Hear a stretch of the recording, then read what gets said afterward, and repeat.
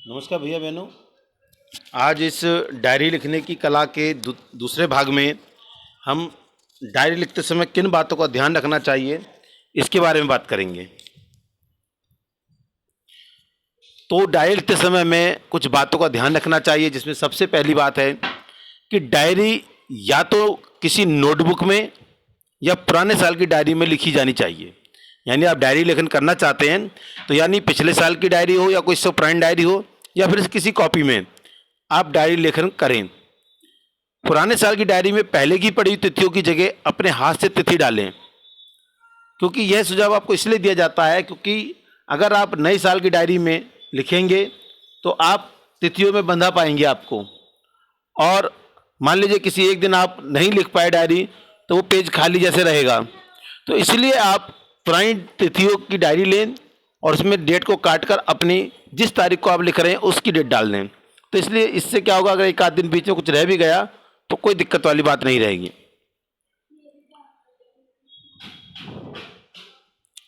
ऐसे में डायरी का किसी निश्चित तिथि के साथ दिया गया सीमित स्थान हमारे लिए बंधन बन जाएगा। इसलिए नोटबुक या पुराने साल की डायरी अधिक उपयोगी रहती है। उसमें अपनी सुविधा के अनुसार तिथियां डाली जा सकती हैं और उस स्थान का उपयोग किया जा सकता है। तो इस तरह से आपकी एक डायरी 1 साल या 2 साल के लिए काम आ सकती है।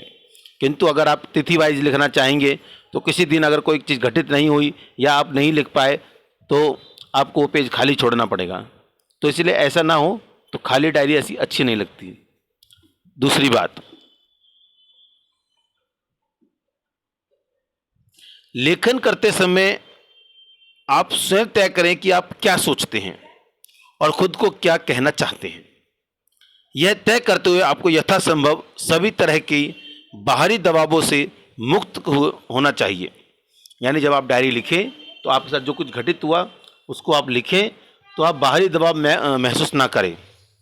अपनी दिन भर की घटनाओं, मुलाकातों, ख्यालातों इत्यादि में से कौन कौन सी आपको दर्ज करने लायक लगती हैं, क्योंकि दिन भर में आप 50 लोगों से मिलते हो लेकिन हर किसी से आपको इतना प्रभाव नहीं मिलता है। तो जिससे आप प्रभावित होते हैं, जिस मुलाकात से प्रभावित होते हैं, उसको आप लिखें डायरी में, और किन किन वजहों से आप उसको भविष्य में याद करना चाहेंगे। इन सब बातों को विचार करने के बाद ही उस घटना को या उस व्यक्तित्व को अपनी डायरी में लिखें। तो लिखते समय आपको इन बातों का ध्यान रखना है। तीसरा, डायरी आपकी निजी वस्तु है और यह मानकर ही उसे लिखा जाना चाहिए कि वह किसी और के द्वारा पढ़ी नहीं जाएगी। अगर आप किसी और को पढ़वाने की बात सोचकर डायरी लिखते हैं तो उसका आपकी लेखन शैली पर असर पड़ेगा, क्योंकि तब आप वो सब चीज़ें नहीं लिख पाओगे, उन शब्दों का प्रयोग नहीं कर पाओगे जो आप करना चाहते हो, क्योंकि वो कोई और पढ़ेगा तो आपको उसको ध्यान में रखते हुए लिखना पड़ेगा। जैसे आप एक एग्जाम्पल से समझें, जब आप फ्रेंड्स के साथ बात करते हैं तो आपकी भाषा अलग स्तर की होती है। जब आप अपने माता पिता से बात करते हैं तो आपकी भाषा का स्तर अलग हो जाता है, और जब आप अपने आचार्यों से, टीचर्स से बात करते हैं तो आपकी भाषा का स्तर अलग हो जाता है। तो यह आपके ऊपर डिपेंड करता है कि आप केवल अपने लिए लिखना चाहते हैं तो आपकी भाषा शैली अलग हो जाएगी, और अगर आप दूसरों को पढ़वाने के लिए लिखना चाहते हैं और उसमें भी किस किस को, तो उसका फर्क आपकी लेखन शैली पे पड़ेगा। विषय वस्तु के चयन और बातों के बेबाकपन पर पूरा असर पड़ेगा। इसलिए यह मानते हुए डायरी लिखें कि उसका पाठक आपके अलावा कोई और नहीं है। चौथी बात, यह कतई जरूरी नहीं कि डायरी परिष्कृत और मानक भाषा शैली में लिखी जाए। इसका सीधा सीधा मतलब यह है कि एक लिटरेचर की तरह, यानी एक राइटर की तरह आप उसको ना लिखें, क्योंकि हर व्यक्ति राइटर नहीं हो सकता और ना हर राइटर एक सामान्य व्यक्ति हो सकता है। तो आप परिष्कृत और मानकता का दबाव कथ्य के स्तर पर कई तरह के समझौते के लिए आपको बाध्य कर सकता है। इसलिए डायरी लेखन में इस समझौता प्रश्न के लिए कोई जगह नहीं है। डायरी बिल्कुल मुक्त हृदय से लिखी जाती है। तो डायरी का डायरीपन इसी में है कि आप जो कुछ दर्ज करना चाहते हैं और जिस तरीके से दर्ज करना चाहते हैं करें। इस सिलसिले में भाषाई शुद्धता कितनी बरकरार रहती है और शैली सौंदर्य कितना सध पाता है, इसकी चिंता बिल्कुल ना करें।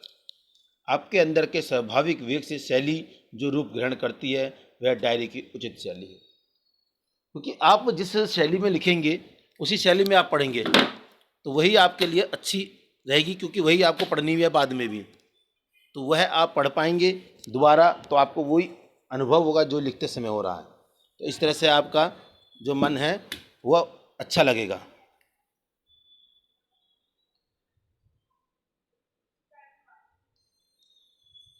और अगला पॉइंट है इसमें,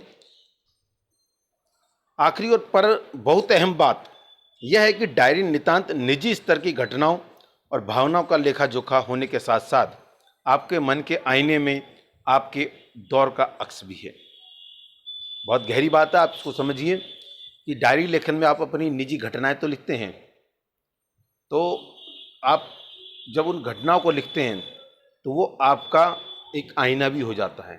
क्योंकि अगर आप लिखते हैं कि आज मेरी अपने मित्र से झगड़ा हो गया और आप उसके बारे में लिखते हैं कि वो अपने आप को बहुत ज़्यादा समझता है, तो इसके साथ साथ पढ़ने वाले को ये भी समझ में आ रहा है कि आपकी सोच कैसी है। तो यानी आपका आईना भी आपकी डायरी बनेगी। इसीलिए लिखते समय बिल्कुल ये ध्यान रखें कि ये डायरी आपका निजी अनुभव है। जिन अनुभव को आप वहां दर्ज करते हैं उसमें आपकी नज़र में देखा परखा गया समकालीन इतिहास किसी न किसी मात्रा में मौजूद रहता है। डायरी लिखते हुए अगर यह बात हमारे बीच में रहे तो अपने काम के महत्व को लेकर हम अधिक आश्वस्त हो सकते हैं। तो इसलिए डायरी लिखते समय इस बात का विशेष ध्यान रखना चाहिए कि हमें एक तो घटनाएं चुन करके लिखनी है कि हमें कौन कौन सी घटनाएं लिखनी है। दूसरा, इस बात का ध्यान रखना है कि ये डायरी केवल हम अपने लिए लिख रहे हैं, तो ये निजी दस्तावेज भी है, और ये निजी दस्तावेज जब हम लिखते हैं तो ये हमारा आईना भी बन जाता है। तो इसीलिए डायरी लेखन के समय इन 5 मूल रूप से इन बातों का ध्यान रखना चाहिए, और इसके बारे में अधिक जानकारी और कुछ एग्जाम्पल्स हम पढ़ेंगे अगली कक्षा में। नमस्कार, आप सभी का बहुत बहुत धन्यवाद।